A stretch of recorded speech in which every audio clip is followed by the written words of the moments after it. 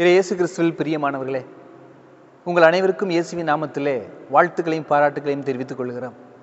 இன்று நாம் சிந்திக்க இருக்கக்கூடிய தலைப்பு என்னவென்றால், குஞ்சு மிதித்து கோழி இறந்தது என்ற ஒரு பின்புலத்தில் தான் நாம் சிந்திக்க இருக்கிறோம். என்னடா குஞ்சு மிதித்து கோழி இறந்ததா? பழமொழியே மாற்றி சொல்லுவது போல் உங்களுக்கு தோன்றலாம். கோழி மிதிச்சே குஞ்சு சாகாது என்பதுதான் பழமொழி. ஆனால் இன்று நாம் சற்று மாற்றி சிந்திக்க இருக்கிறோம். குஞ்சு மிதித்து கோழி இறந்தது என்பதுதான் இன்றைய சிந்தனை.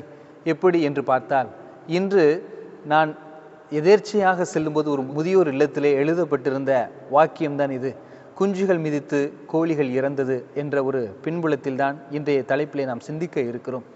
10 கட்டளைகளிலே முதன்மையான கட்டளையாக இருக்கக்கூடியது தன்னுடைய தாய் தந்தைக்கு கீழ்ப்படிந்து நடக்க வேண்டும் என்பதுதான். ஆனால் இன்றைய நவீன இந்த உலகத்திலே தாய் தந்தைகள் ஒரு பொருளாக ஒரு பொருட்டாகவே கருதாத பிள்ளைகள் அதிகமாக பெருகி கொண்டிருக்கிறார்கள். எனவே குஞ்சுகள் அநேக பெற்றோர்களை மிதித்து ஒதுக்கி ஓரங்கட்டி அவர்களை இழிவுபடுத்தி கொன்று விடுகிறார்கள். எனவே நாம் ஆழமாக சிந்திக்கக்கூடிய தருணத்தில் இருக்கிறோம். தாய் தகப்பனுடைய அன்பினுடைய மேன்மையை நாம் இன்னும் சரியாக உணரவில்லையோ என்ற ஒரு அச்சம் உண்டு. ஒரு தாய் கண்ணீர் வடித்தால் அந்த கண்ணீருக்கு பல அர்த்தங்கள் உண்டு, பல பின்புலங்கள் உண்டு. எனவே ஒரு குழந்தையை பெற்றெடுக்க தாய் படக்கூடிய அந்த வேதனையை பார்ப்போம். நம்ம யாராவது போய் இந்தாங்க என் கையை கிழிச்சுக்குங்கன்னு சொல்லுவோமா? யாராவது போய் பரவாயில்ல இந்த வயிற்றில் கொஞ்சம் வெட்டிக்குங்கன்னு சொல்லுவோமா? இல்லை.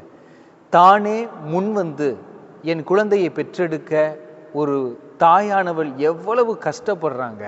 தன்னுடைய உடலையே கிழித்து எடுப்பதற்காக முன் வந்து கொடுக்கிறார்கள். அப்படிப்பட்ட தாய்களை குஞ்சுகள் மிதித்தால் இந்த உலகம் தாங்குமா? சற்று சிந்தித்து பார்ப்போமே. எனவே நாம் பெற்றோர்கள் மீது எவ்வளவு அன்பு வைத்திருக்கிறோம். கட்டளைகளிலேயே நம்ம முதன்மையான கட்டளைகளாகவும் நாம் பார்க்கக்கூடிய ஒரு சூழ்நிலை. பெற்றோர்கள் மட்டும் நம்மை அன்பு செய்யவில்லை என்றால் இந்நேரம் நம்ம இவ்வளவு தூரத்துக்கு வளர்ந்திருப்போமா? பெற்றோர்கள் நமக்கு ஆதரவு கொடுக்கவில்லை என்றால் ஆதரவற்ற இல்லத்தில் தான் இருந்திருப்போம். பெற்றோருடைய அன்பு விலை மதிப்பு இல்லாத ஒரு அன்பு என்பதை நாம் ஆழமாக புரிந்து கொள்ள வேண்டும். அப்பா என்று 3 எழுத்து மந்திரமும் அம்மா என்ற 3 எழுத்து மந்திரமும் நாம் அடிக்கடி உச்சரிக்கக்கூடிய ஒரு மந்திரமாகத்தான் இருக்கும். அடிபட்ட உடனேயே அப்பா அப்படின்னு கத்துவோம், இல்லைன்னா அம்மா அப்படின்னு கத்துவோம்.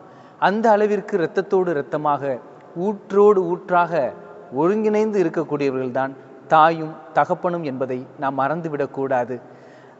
காந்தியடிகள்கிட்ட மகாத்மா காந்திகிட்ட கேட்ட ஒரு கேள்விதான், உங்களுடைய தாய் தந்தை காட்டு வழியாக போகிறாங்க, நீங்களும் அந்த காட்டு வழியாக போகிறீங்க.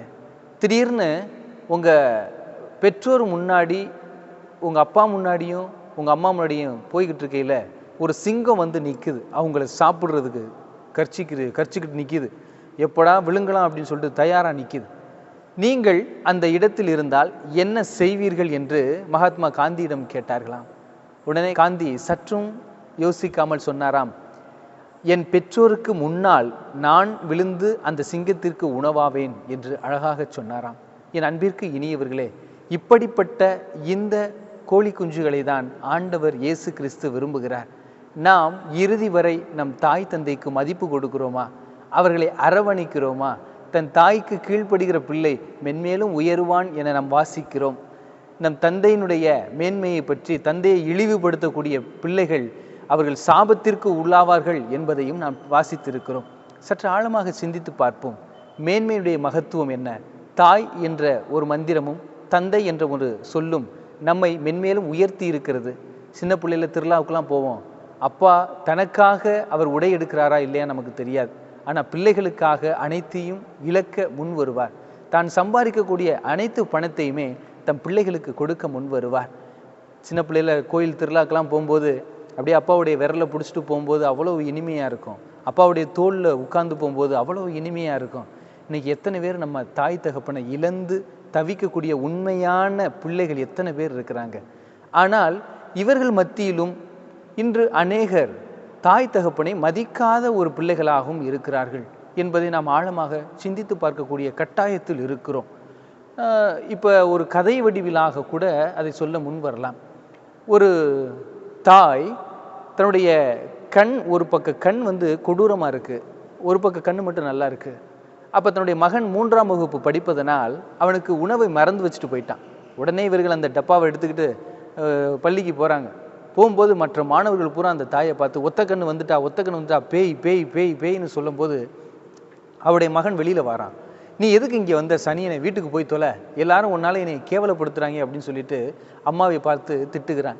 உடனே தாய் அதை பொருட்படுத்தாமல் கண்ணிலேருந்து சின்ன ஒரு கண்ணீர் வருது, அதை அப்படியே தொடச்சிட்டு இந்தாப்பா சாப்பாடு, வீட்டில் மறந்து வச்சுட்டு ஸ்கூலுக்கு வந்துட்ட, இந்த இடத்துக்கு சாப்பிடு அப்படின்னு சொல்லிட்டு அம்மா அப்படியே கண்ணீரை தொடச்சிட்டு போகிறாங்க.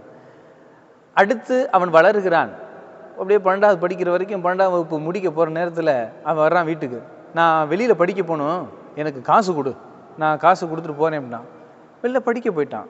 அம்மாவும் மாதம் காசு கொடுத்து அனுப்புகிறார்கள். காலங்கள் உருண்டோடுகிறது. அவனிடமிருந்து ஒரு கடிதங்களும் வருவதில்லை. அவனை பற்றிய செய்திகளும் இவர்களுக்கு தெரியவில்லை. கண்ணீரோடு இருக்கிறார் தாய். இப்படி 10-15 ஆண்டுகளாக போய்விட்டது. ஒரு முறை அவனை தூரத்தில் ஒரு ஊரில் சந்தித்த அவருடைய வகுப்பு ஆசிரியர், தம்பி இங்கே தான் இருக்கிறியா என்று சொல்ல, ஆமாம் சார் இங்கே தான் சார் இருக்கிறேன், கல்யாணம் ஆயிடுச்சு, பிள்ளைகள்லாம் இருக்காங்கன்னு சொல்லியிருக்கிறான். அப்புறம் அவர் பார்த்துட்டு ஊருக்கு போனவர் அவங்க அம்மாட்ட பார்த்துட்டு, உங்கள் மகன் அங்கே தாம்மா இருக்கிறான், இந்த அட்ரஸில் தான் இருக்கிறான், போய் வேணா பார்த்துட்டு வாங்க அப்படின்னு சொல்லும்போது அந்த அம்மா அப்படியே ஆசையாக தன்னுடைய பேர குழந்தைகளுக்கு எல்லாத்தையும் அதிரசம் சீடக்காயின் சுட்டு எடுத்துகிட்டு போகிறாங்க. வீட்டுக்குள் நுழைவதற்கு முன்பாக அந்த குழந்தைகள் வெளியே வந்து பார்த்துட்டு பேய் பேய் பேய்னு பயந்துட்டு உள்ளே ஓடுறாங்க. ஏன்னா அந்த கண் அவ்வளவு கொடூரமாக இருந்தது. அப்படியே கண்களை சிதைந்து போய் இருந்த அந்த காட்சி. உடனே மகன் வெளியில் வர்றான். சனியனே, இங்கே எதுக்கு வந்த? உன் தொந்தரவு இல்லாமல் நான் நிம்மதியாக இருந்தேன், நீ வந்ததுனால என் நிம்மதியே போச்சு அப்படின்னு சொல்கிறான் தாயை பார்த்து. அப்படியே தாய் தன் மகனை பார்த்த மகிழ்ச்சியில் அவன் சொல்லிய வார்த்தையை கண்ணீரை வரவழைக்கிறது. அப்படியே தொடச்சிட்டு மீண்டும் வீட்டுக்கு வந்துடுறாங்க. அப்போ ஊரில் முன்னாள் மாணவர்கள் சந்திப்பு என்று அவனுடைய படித்த பள்ளியில் தொடங்குகிறார்கள். அப்போ முன்னாள் மாணவர்கள் வந்து சந்திக்கக்கூடிய அந்த சூழ்நிலையில் இவனும் வரக்கூடிய அந்த சூழ்நிலை வருகிறான். தன்னுடைய பள்ளி தோழர்களை பார்த்து சந்திக்கிறான். அப்போ அந்த வாத்தியார் சொல்கிறார், போய் உங்கள் அம்மாவை பாருப்பா, பாவம் பாவுங்க அப்படின்னு சொல்கிறான். சரி, வேண்டா வெறுப்பாக சென்று பார்க்குறான். அவன் அம்மா அப்படியே கட்டில் படுத்துருக்கிறான். இங்கே ஒரு கடிதம் இருக்கிறது. அப்படியே எடுத்து வாசிக்கிறான். அன்புள்ள மகனே, நான் உன்னை உண்மையிலேயே அன்பு செய்கிறேன், இனியும் செய்வேன். என் கண் குறைபாடாக இருப்பதனால் தானே என்னை நீ வெறுக்கிறாய், என்னை ஒதுக்கிவிறாய், என்னை இத்தனை நாள் தவிக்க விட்டாய். சிறு பிள்ளையாக நீ இருக்கும்போது விளையாடும் போது நீ கீழே விழுந்து விட்டாய். குச்சி குத்தியதில் உன் கண் காயமடைந்து உன் பார்வை கெட்டுவிட்டது. உனக்கு கண் கொடுக்க எத்தனையோ இடங்களில் தேடி பார்த்தோம், ஒருவரும் கொடுக்க முன்வரவில்லை. இறுதியாக என்னுடைய கண்ணைத்தான் நான் உனக்கு கொடுத்தேன். அதனால தான் எனக்கு ஒத்த கண்ணு இவ்வளவு கொடூரமாக இருக்குது அப்படின்னு சொல்லிட்டு அந்த கடிதத்தில் இருக்கிறாங்க. எழுதி முடிச்சுட்டு அந்த தாய் எழுதியிருக்காங்க கடைசி வரியில், தயவு செய்து அழுகாத, உன் கண்ணிலிருந்து கண்ணீர் வரக்கூடாது என்பது தான் என்னுடைய வேண்டுதல் என சொல்கிறான். நான் போயிட்டு வரேன், நீ அழுகாத என்று அந்த கடிதத்தில் அப்படி அந்த தாய் எழுதி முடிக்கிறார். அன்பிற்கு இனியவர்களே, நமக்காக பல தியாகங்கள் செய்தவர்கள் நம் பெற்றோர்கள். தயவு செய்து அவர்களை வெறுக்க வேண்டாம். ஒரு நாளைக்கு சிறிது நேரம் கொடுங்கள்.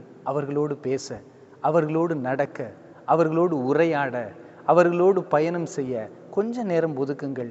ஏனென்றால் அவர்கள் நமக்கான தெய்வங்கள். பெற்றோர்கள்தான் நம் காணக்கூடிய முதல் கடவுள். தாயை வெறுத்து மாதாவை நீங்கள் வணங்கினால் மாதா கூட உங்களை விளக்கமாத்தால் அடிப்பாங்க. நீங்கள் தகப்பனை வெறுத்து இயேசுவை வந்து வணங்குறீங்க அப்படின்னா இயேசு உங்களை கண்டுக்கவே மாட்டார்.